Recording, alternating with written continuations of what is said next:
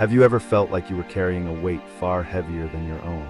The weight of expectations, the pressure of responsibilities, the burden of past regrets, and the constant desire to control everything around you. In the fast-paced modern world, it's easy to feel emotionally and mentally overwhelmed, constantly striving to meet everyone's needs while neglecting your own. But what if I told you that not all of this weight belongs to you? What if the key to finding true peace is in learning to distinguish between what is yours to carry and what isn't? In today's video, we're diving deep into a profound Buddhist teaching that can bring clarity to the emotional chaos that many of us experience. By understanding how to let go of what we don't need to carry, we can open the door to true freedom and peace. We'll explore the art of loving detachment, the wisdom behind non-attachment, and the powerful practice of surrender, all of which guide us toward living in alignment with our inner peace.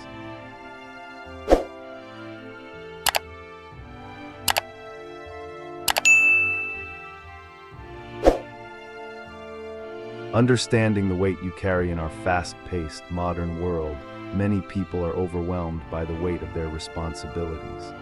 The pressure of daily tasks, the concerns about the future, the weight of other people's expectations, and the constant need to control every aspect of life create a heavy burden. The video touches on the common experience of feeling mentally and emotionally drained by these pressures. It suggests that a significant portion of this burden may not even belong to us, and that learning to identify what is ours to carry and what is not is a critical step in achieving peace. This concept is rooted deeply in Buddhist teachings, particularly in the distinction between what we can control and what we cannot. The Buddha taught that much of the suffering we experience is due to attachment, the tendency to hold onto things, thoughts, and emotions that don't truly belong to us. People often unconsciously carry the emotional weight of others, absorbing their sadness, anxiety, and worries. This might manifest as taking on the stress of a loved one, feeling responsible for someone else's happiness, or trying to fix problems that are not ours to solve. Take, for example, the story of Prince Harry. He has been open about the emotional weight he carried from the intense media scrutiny, public expectations, and familial pressures. For years, he felt compelled to manage not only his own struggles, but also the constant emotional fallout from his family's royal duties and public lives. This need to control everything around him created an emotional and mental burden that, in the end, was unsustainable. His decision to step back from royal duties is a clear example of someone recognizing that certain responsibilities, particularly those outside his control, weren't his to carry. In letting go of these burdens, he began the journey toward healing and emotional clarity.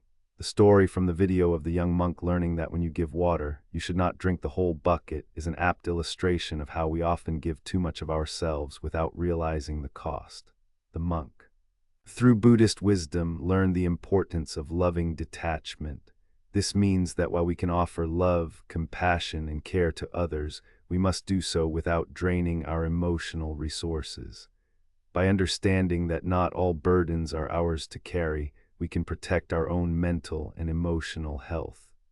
This lesson teaches us that we don't need to absorb everything around us. When you give water, don't drink the whole bucket. It is a simple but profound metaphor for setting boundaries and realizing that it is possible to help others without becoming overwhelmed ourselves. The young monk's story exemplifies the power of discernment in recognizing which emotions and responsibilities belong to us and which belong to others in everyday life. This practice can be applied in various situations. For instance, a mother may feel overwhelmed by the challenges her children face, especially if they are struggling with personal issues. However, it's essential to understand that while offering love and support is necessary, carrying their pain as your own is not beneficial. This is where the concept of detachment comes into play. You can help without absorbing their distress and still maintain your emotional equilibrium. Learning to distinguish between what is yours and what belongs to others is a powerful skill. It's not about being cold or indifferent. Rather, it's about offering genuine support without allowing the emotional energy of others to overwhelm or control you.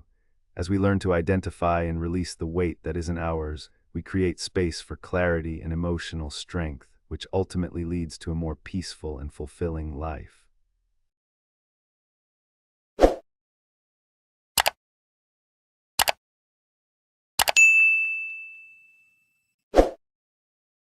Loving detachment, compassion without suffering. True compassion, according to Buddhist philosophy, is not about absorbing the suffering of others. It's about being present for them without becoming emotionally entangled in their pain. The practice of loving detachment is vital for maintaining emotional clarity and sustainable well-being. This form of compassion allows us to help others from a place of inner strength, rather than being drained by their struggles. The key to loving detachment is to give without becoming emotionally invested in the outcome. This doesn't mean withdrawing or becoming indifferent to the suffering of others. Instead, it means offering help with the understanding that we can't control how others feel or react, and we shouldn't feel responsible for carrying their burdens. It's about maintaining clarity and emotional health while offering compassion. Take the example of Mother Teresa, one of the most famous figures to embody compassion. She spent her life helping the poor and sick in Calcutta, but she was also careful to maintain her own spiritual practices and emotional health. Despite the overwhelming suffering around her, she did not become consumed by it. Instead, she viewed her work as a way to serve while maintaining a strong sense of inner peace. Her compassion flowed without depleting her. This is a perfect example of loving detachment, helping others with an open heart while maintaining emotional clarity. Another example comes from the life of Oprah Winfrey. Throughout her career, Oprah has been known for her compassion and emotional insight, yet she has also been open about the importance of protecting her emotional space. She has built a career around helping others heal and grow, but she also makes sure to create boundaries in her personal life. Oprah understands that true compassion involves caring deeply for others, but it does not mean allowing yourself to be consumed by their pain. She exemplifies the balance of loving detachment, providing wisdom and support without sacrificing her own well-being. The concept of loving detachment also extends to our relationships. For example, in romantic relationships, we often feel the need to fix our partner's problems or absorb their negative emotions. However, this can lead to emotional exhaustion and a sense of disconnection. By practicing loving detachment, we allow our partner to process their emotions and challenges without feeling responsible for their emotional state. This allows us to offer support in a healthy way without becoming overwhelmed. In the story from the video about the elderly woman who learned to let compassion flow like a spring, we see a model of sustainable emotional health. She was able to give endlessly, yet never became depleted because her compassion was not attached to the outcome. She didn't require a return on her investment of love and care. Instead, she practiced the art of giving freely. Knowing that true compassion involves offering love without attachment or expectation. This form of compassionate giving is essential in our modern world, where many are overburdened by the demands of work, family, and relationships. By practicing loving detachment, we can maintain our emotional health while offering support to others. This practice also prevents burnout, which is particularly important in caregiving roles or professions such as healthcare, teaching, and social work.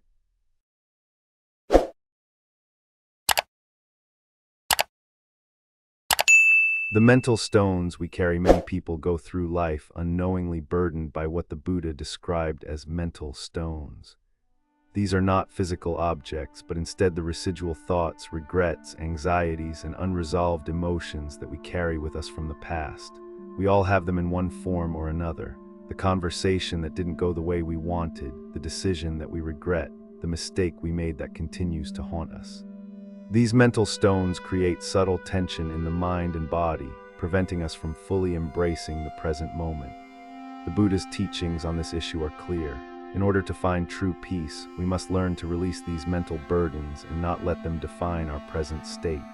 The mental stones we carry often manifest as nagging thoughts or feelings that we repeatedly revisit long after the event has passed. It's like trying to carry an invisible backpack filled with rocks, each one representing a worry or regret. They can be small and fleeting, such as replaying a minor disagreement with a colleague or partner. But over time they accumulate and the mental weight becomes harder to bear. Whether it's guilt, shame, or unresolved tension, these stones block our ability to experience life fully, making it harder to be present and at peace. A powerful example of this teaching comes from the story of Nelson Mandela. After spending 27 years in prison for fighting against apartheid in South Africa, Mandela emerged as a leader focused on reconciliation rather than revenge. Mandela, despite the immense suffering he endured, chose to let go of the mental stones of anger and bitterness toward his oppressors. He understood that carrying the weight of past injustices would only prevent him from moving forward and achieving peace for his nation. Mandela's ability to release the mental weight of his past not only allowed him to be a transformative leader, but also to offer a model of forgiveness and peace to the world. In Buddhist philosophy, the importance of letting go is emphasized through the metaphor of the older monk in a Zen story. In this story, the monk is asked how he remains peaceful despite chaotic surroundings. His answer is simple but profound. He has learned to release what no longer serves him. The older monk's wisdom is a reminder that holding onto past emotions, thoughts, and worries only robs us of the clarity and peace we need to live in the present. The key to overcoming these mental stones is to recognize that the past cannot be changed, and it is in our best interest to release these mental burdens before they control us. When we continue to hold onto mental stones, we unknowingly carry them with us into every interaction, every relationship, and every decision. We may approach new situations with old fears or anxieties that don't serve us. This is why mindfulness, the practice of being fully aware and present in the current moment, is such a central concept in Buddhism. To live fully, we must free ourselves from the past and allow ourselves to experience life as it unfolds, without the weight of previous experiences weighing us down. The Buddha's teachings offer a path of mental liberation. By becoming aware of the mental stones we carry, and then learning to release them, we create space for peace, clarity, and joy. It is important to recognize that releasing mental stones does not mean forgetting the lessons we have learned. Rather, it means not letting the past control our present experience. Just as you would shed a heavy coat when it's no longer needed, you must learn to shed the weight of unresolved emotions and thoughts that no longer serve your growth.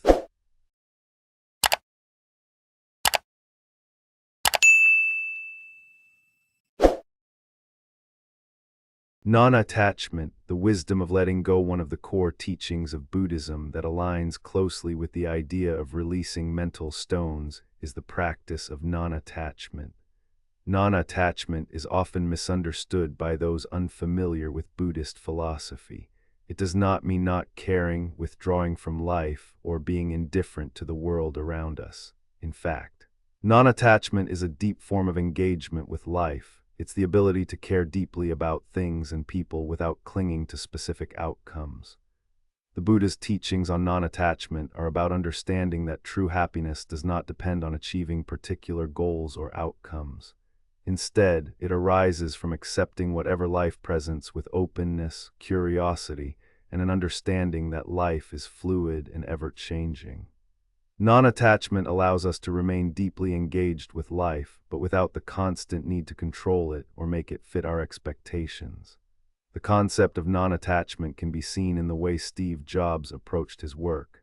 Jobs was known for his intense passion and dedication to innovation, but he also exhibited a level of non-attachment to specific outcomes. He famously said, "You can't connect the dots looking forward. You can only connect them looking backward." This perspective on life reflects a non-attached approach. Jobs was deeply committed to his vision, but he remained open to how the dots would eventually connect, even if they didn't unfold exactly as he had planned. His acceptance of uncertainty and his ability to let go of rigid expectations contributed to his success in creating one of the most influential companies in history. Another well-known example of non-attachment is Barack Obama during his presidency. Throughout his time in office, Obama exhibited a calm and composed demeanor in the face of challenges, from national crises to global conflicts. He understood that while he could control his actions and decisions, the ultimate outcomes were often out of his hands. Obama often spoke about the importance of staying grounded and not becoming consumed by the pressure to achieve specific results. His non-attachment to particular outcomes allowed him to lead with clarity, focus, and a sense of peace amidst constant political and media pressure. In a Zen story, a farmer learns the importance of holding judgments lightly. The farmer's life is filled with uncertainty: the weather, the crops, the harvest. Instead of forcing outcomes or becoming frustrated with things beyond his control, the farmer practices non-attachment by staying open to whatever life brings. He tends to his crops, but he doesn't invest all his emotional energy in the success or failure of the harvest. By practicing non-attachment, he cultivates peace in his heart, regardless of whether the harvest is plentiful or scarce. Non-attachment does not mean detachment or a lack of involvement in life. It means engaging fully with life while maintaining a sense of inner peace, regardless of external circumstances. In relationships, non-attachment allows us to love deeply without clinging to the other person's actions or responses. It frees us from the expectation that others will meet all of our needs, allowing us to love without conditions. In work, non-attachment enables us to pour our energy and effort into our goals, but to do so with the understanding that we cannot control every aspect of the outcome. One of the challenges many people face in their pursuit of happiness is their attachment to specific outcomes. We often set rigid expectations for our careers, relationships, or personal achievements. When things don't go according to plan, we feel disappointed, anxious, or frustrated. Non-attachment encourages us to let go of this need for control and to embrace whatever life brings. It teaches us that happiness is not about achieving certain milestones, but about accepting life as it is, the ups and downs, the joys and challenges. This concept of non-attachment also plays a key role in managing stress and anxiety. Many people experience stress because they try to control things they cannot, whether it's the outcome of a project, how other people behave, or the future itself. Non-attachment allows us to release this need to control, freeing us from unnecessary anxiety. It's about trusting that life will unfold as it's meant to, without forcing it into a predefined mold.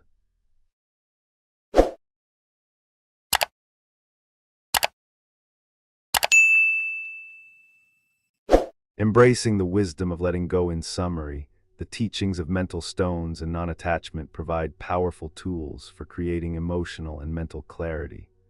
Letting go of mental stones involves releasing past burdens and unresolved emotions that prevent us from fully experiencing life in the present moment. Non-attachment, on the other hand, is about releasing the need to control outcomes and embracing life with openness, curiosity, and acceptance. By learning to practice these teachings, we can live with more peace, wisdom, and compassion. We can engage deeply with life without becoming overwhelmed by the weight of our past experiences or the need to control every aspect of the future. These practices encourage us to stay grounded in the present moment, where true peace and happiness reside. As we look to examples like Nelson Mandela, Steve Jobs, and Barack Obama, we see how embracing the wisdom of letting go and holding outcomes lightly can lead to profound success and fulfillment. These individuals understood that happiness and peace are not found in rigid expectations or clinging to the past. Instead, they found peace by staying open to the flow of life, accepting what comes, and using their experiences to guide their actions in the present. Incorporating these principles into our daily lives can help us navigate challenges with greater ease, free from the mental weight of past regrets or the anxiety of future expectations. By practicing non-attachment and letting go of mental stones, we can achieve a deeper sense of peace, clarity, and fulfillment, leading to a more balanced and enriched life. Letting go of regrets. Regret is one of the most common and insidious emotional weights that people carry throughout their lives. It often serves as a barrier to personal growth, acting like an anchor that keeps us tethered to the past. The Buddhist teachings on regret do not encourage us to ignore or suppress these feelings. Instead, the Buddhist perspective suggests that we transform regret into a source of wisdom. By doing so, we not only heal ourselves but also honor our past experiences, using them as a foundation for growth rather than a burden that holds us back. The first step in letting go of regret is acknowledging it without judgment. Many people, especially those raised in cultures that emphasize the importance of making the right decisions, tend to harbor deep regret when they feel they've made a mistake or missed an opportunity. Regret can become paralyzing if we allow it to dominate our thoughts, causing us to replay past decisions over and over in our minds. This repetition of regret is not only mentally exhausting, but it also prevents us from moving forward and finding peace in the present. A powerful example of this is Oprah Winfrey, whose early life was marked by painful experiences, including a tumultuous relationship with her mother and the emotional scars of being sexually abused as a child. Oprah often speaks about the deep regrets she harbored throughout her life, regrets over mistakes she made, relationships she lost, and opportunities she felt she had missed. However, Oprah did not let these regrets define her. Instead, she used them as a source of strength, transforming her pain into wisdom and compassion. She has spent much of her life dedicating herself to helping others navigate their struggles, using her own painful past as a tool for growth and healing. Through Oprah's example, we see how the process of letting go of regret can lead to profound personal transformation. Oprah chose to not let her regrets prevent her from living fully. Instead, she used her experiences to create a life of purpose, helping others heal by openly sharing her own stories of pain and redemption. Her life became a testament to the Buddhist principle of transforming regret into wisdom, using the lessons learned from painful experiences to serve others. Buddhism teaches that regret is not an obstacle but a teacher in disguise. When we transform regret into wisdom, we shift from a mindset of victimhood to one of empowerment, rather than being defined by the mistakes of the past. We start to see those mistakes as opportunities for personal growth. By embracing the lessons that regret offers, we honor the past without allowing it to dominate our present. An insightful story from Buddhism illustrates this concept. A woman deeply regretted the harsh words she had said to her mother before her mother passed away. She spent years ruminating on this regret, unable to forgive herself for what she perceived as a permanent break in their relationship. The woman sought the guidance of a monk who gently helped her understand that regret, when left unchecked, could consume her life. The monk advised her to take her regret and transform it into compassion. Instead of continuing to punish herself, she could honor her mother's memory by becoming a more loving and patient person. Through this process of transformation, the woman learned to let go of the regret that had held her captive for so long. She dedicated her efforts to helping others, using her story to offer kindness and understanding, knowing that by embracing her own imperfections, she could offer compassion to those who needed it most. This story demonstrates how letting go of regret doesn't mean ignoring it or pretending it doesn't matter. Rather, it's about using regret as a springboard for transformation, dedicating the wisdom we gain from those experiences to helping others.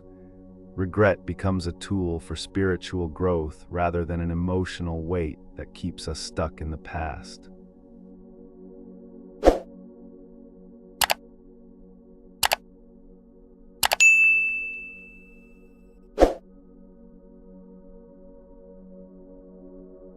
The peace that lies beneath the surface in Buddhism, the idea of peace is central, but it's a peace that isn't dependent on external circumstances.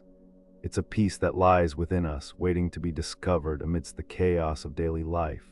The peace that we seek is not something that needs to be created, it is already present within us. However, the noise of daily life, the constant rush, and the relentless striving often obscure this inner peace, making it difficult to access.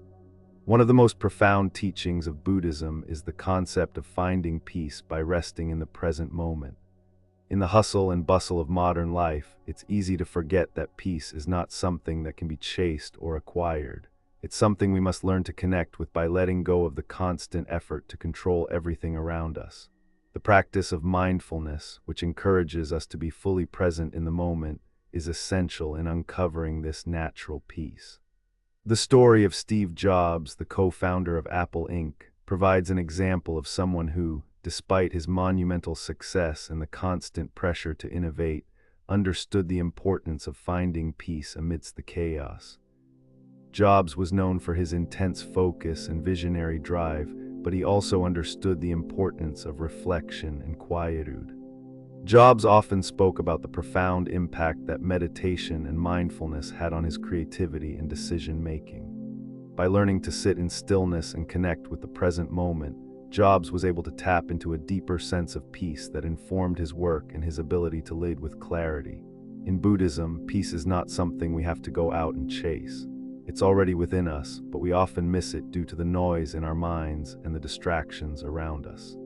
The story from the video about the student in the meditation hall who discovered the subtle humming sound illustrates this point beautifully.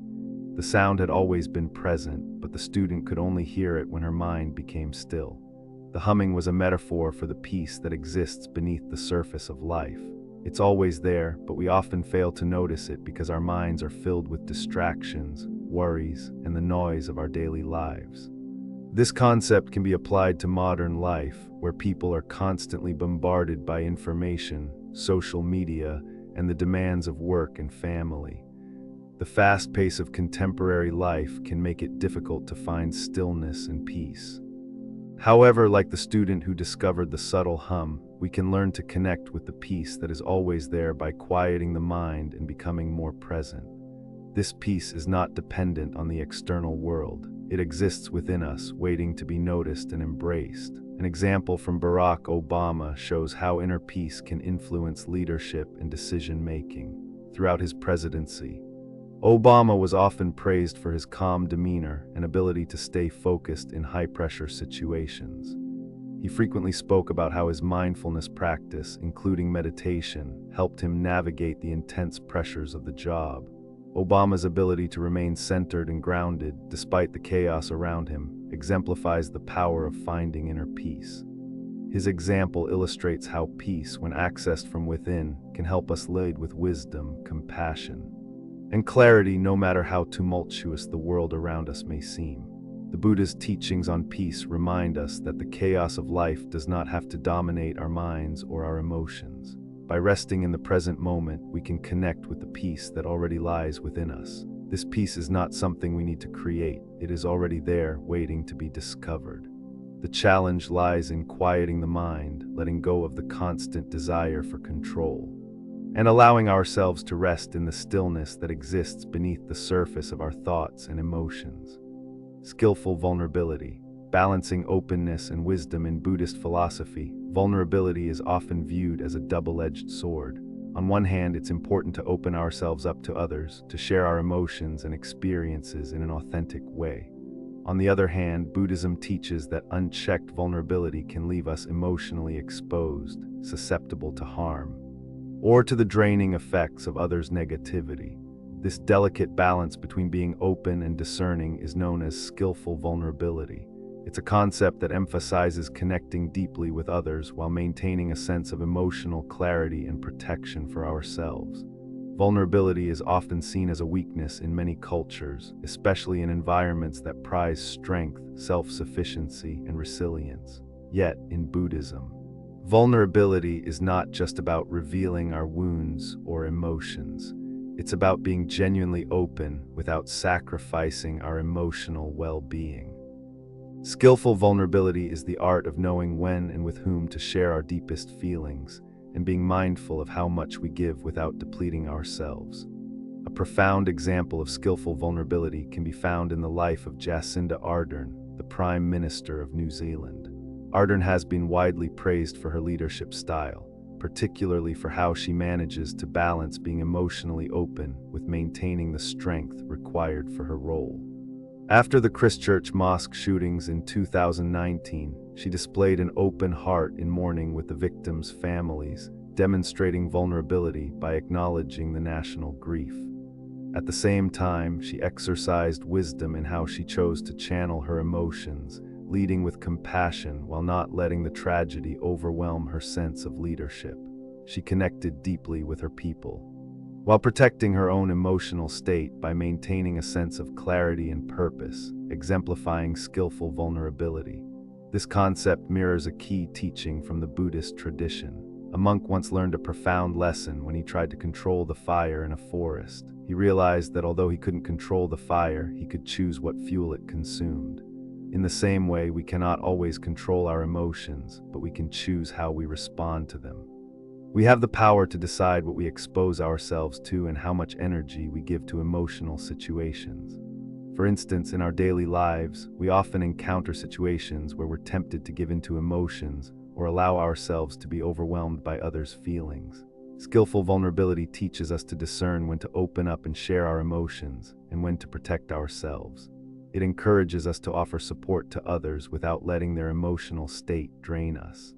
Like the monk who learned to manage the fire's fuel, we must learn to manage the emotional energy we invest in relationships and situations. Giving without exhausting ourselves and connecting without losing ourselves is the ultimate goal of skillful vulnerability. This delicate balance is essential not only for maintaining our emotional well-being, but for fostering meaningful connections with others. In relationships, whether familial, romantic, or professional, knowing when and how to be vulnerable creates space for deeper bonds while protecting both our hearts and minds from emotional depletion. This means offering our love, care, and attention to others, but not allowing ourselves to be overwhelmed by their emotional states. The concept also applies to leadership. Figures like Barack Obama have displayed skillful vulnerability throughout their careers. Obama has been open about his emotional struggles, especially with the burden of leadership, but he has also shown great wisdom in how much of himself he shares. His vulnerability, especially in difficult times, made him relatable and connected to the American public, but Obama was also discerning, knowing when to hold back and maintain emotional clarity for the sake of effective leadership. By balancing his openness with emotional wisdom, he embodied the principles of skillful vulnerability, allowing him to connect with his people while safeguarding his emotional health.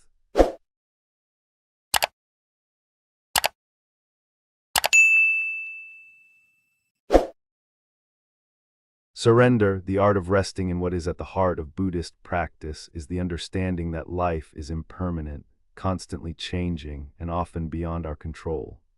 Surrender is a central concept in this teaching, not as a passive giving up, but as an active letting go of the need to control every aspect of life. Surrendering, in the Buddhist sense, means accepting life as it unfolds, releasing the tight grip we often hold over our circumstances, and embracing the flow of life with trust and openness. Surrender is often misunderstood in Western culture. We tend to equate surrender with weakness or failure, believing that to surrender is to give up or to quit. However, in Buddhism, surrender is about releasing the need for control while maintaining an active participation in life. It's about relinquishing our attachment to specific outcomes and allowing life to unfold naturally. This practice of surrender creates space for peace and freedom, allowing us to be at ease with uncertainty and the ever-changing nature of life. A powerful example of surrender can be found in the life of Richard Branson, the founder of Virgin Group. Branson is known for his adventurous spirit and his willingness to embrace challenges. He has also been open about his approach to failure, which is rooted in surrender. Branson learned early in his entrepreneurial journey that success doesn't always follow a straight line. There have been numerous ventures that did not succeed, and instead of clinging to regret or trying to control outcomes, Branson has embraced these setbacks as valuable lessons. By surrendering to the ebb and flow of life, he has maintained a sense of peace and purpose, despite the unpredictability of his business ventures. In Buddhist teachings, surrender is akin to trusting the natural flow of life. This doesn't mean abandoning our goals or responsibilities, but rather recognizing that we cannot control every aspect of life. When we surrender, we stop fighting against life's natural rhythms and instead flow with them. Surrender allows us to be present in each moment, free from the anxiety of anticipating future outcomes or dwelling on past regrets. The story of the woman and her garden is a beautiful metaphor for the practice of surrender. This woman spent years meticulously tending to her garden, trying to control every aspect of it, the shape of the plants, the size of the flowers, and even the color of the leaves. She labored tirelessly, believing that by controlling every detail, she could create the perfect garden. However, over time, she noticed that her efforts were not yielding the results she hoped for. The plants seemed stifled, and the garden lacked the vibrancy she desired. One day, exhausted from her attempts to control every element, she decided to surrender. She stopped trying to control the garden's every detail. She allowed the plants to grow naturally without interference. And she stopped worrying about how the garden should look. Over time, the garden began to flourish in ways she had never anticipated. The flowers bloomed more vibrantly, birds and butterflies began to visit, and the garden took on a life of its own. This story is a perfect metaphor for the act of surrender in life. Often we find ourselves exhausted from trying to control every outcome, whether it's in our work, relationships, or personal goals. We focus so much on achieving a certain result that we fail to see the beauty in the process itself.